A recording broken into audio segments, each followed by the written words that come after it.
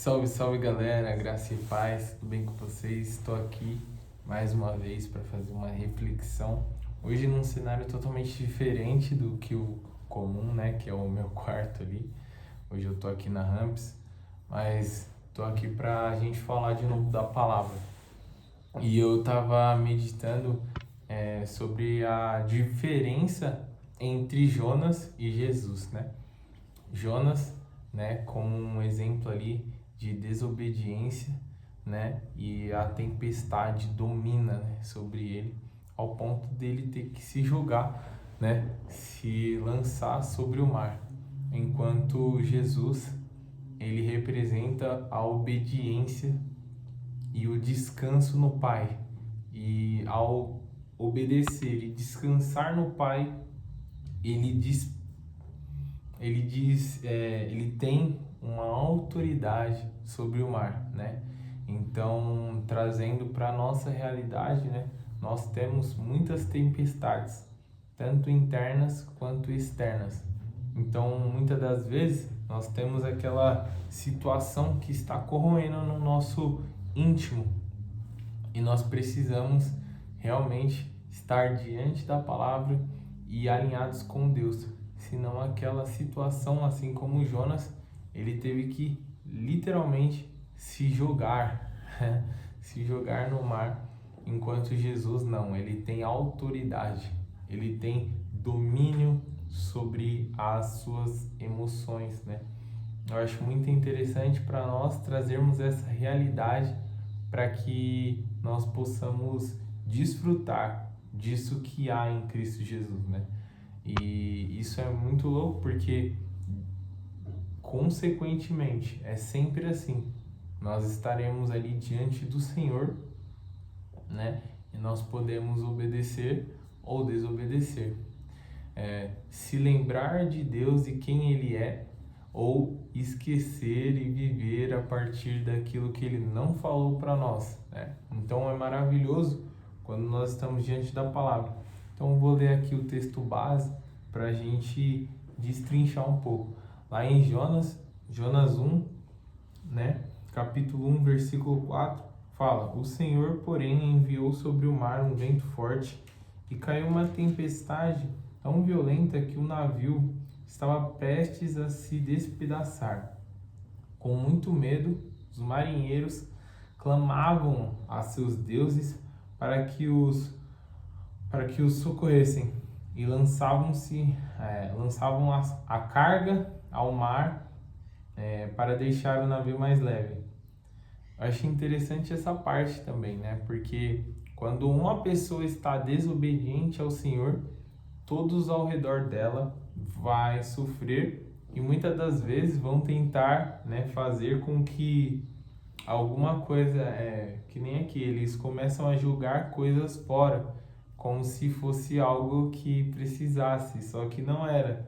O que estava acontecendo é que Jonas estava em rebelião, não era necessário julgar coisas fora, não era não, tô com muita coisa aqui, vamos deixar o barco mais leve. Não, a tempestade está vindo por conta de obediência de uma pessoa. Enquanto isso, Jonas dormia profundamente no porão. Então o capitão desceu para falar com ele. Como pode dormir numa situação dessas? Disse: Levante-se e ore a seu Deus. Quem sabe ele prestará atenção e nos poupará a vida. Então, basicamente é isso aqui. Ele fala como que se consegue, né, ficar tranquilo. E é interessante que lá em Marcos também, né, quando Jesus, aqui em Marcos 4, a partir do 37, logo uma forte tempestade se levantou. As ondas arrebentavam sobre o barco, que começou a encher-se de água. A mesma situação, basicamente, né? Jonas e Jesus. Jesus dormia, aí, a mesma coisa. Jesus dormia na parte de trás do barco, com a cabeça numa almofada. Os discípulos o acordaram, clamando: Mestre, vamos morrer. O Senhor não se importa? Jesus despertou, repreendeu o vento disse ao mar: silêncio, aquiete-se. De repente o vento parou e houve grande calmaria. Então, é justamente isso aqui, a mesma coisa. Mesma situação, porém pessoas, né, e posicionamentos, identidade, vivência com Deus é diferente. Jesus ali literalmente se portando como quem ele é, o Filho de Deus. E Jonas, um profeta, porém um profeta que estava fugindo de Deus, fugindo da sua missão. Que a missão de Jonas era ir até, né, Nínive e pregar para aquela população tivesse um encontro com Deus e perdão para os pecados dela. Jesus não. Jesus já vem literalmente para entregar-se em favor de muitos, ou seja, morrer, dar a sua vida. Enquanto Jonas queria poupar a sua vida, Jesus estava pronto para derramar seu sangue, né? Prestar aquele serviço à humanidade que até hoje nós podemos desfrutar disso, porque é justamente o que ele fez, ele não poupou a vida. E mesmo ali, é interessante, porque ele está descansado, porque ele está em obediência ao Pai. Muitos estão tentando descansar, mas tem uma tempestade interna. Está tentando descansar, mas não consegue, porque não é um descanso no Pai, é um descanso de fuga. Existe esse descanso, o descanso de fuga. E existe o descanso no Pai e continua fazendo obras, né? Porque ali ele está descansando e aí ele é acordado pelos discípulos e ele vai lá e faz uma obra, entendeu? Tipo, ele não tem problema em descansar e continuar fazendo. Parece até um paradoxo, né?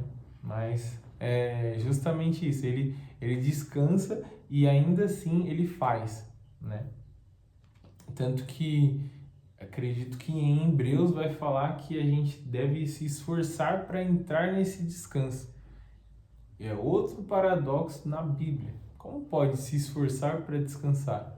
Mas é a nossa missão. Porque até mais hoje em dia, como nós estamos, né?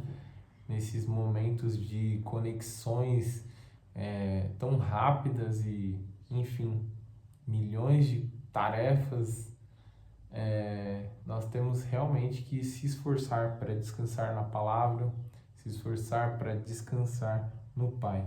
Então a pergunta para nós é: em qual barco nós estamos? Qual é o posicionamento que estamos tendo diante das situações, diante da tempestade? Você confia que você está na vontade do Pai, descansando na vontade do Pai? Ou você ainda tem aquela dúvida e aquela incerteza sobre as situações? Como que você se enxerga dessa forma, né? Como filho de Deus, nós devemos ser esses que estão descansados porque estão na vontade do Pai, assim como Jesus.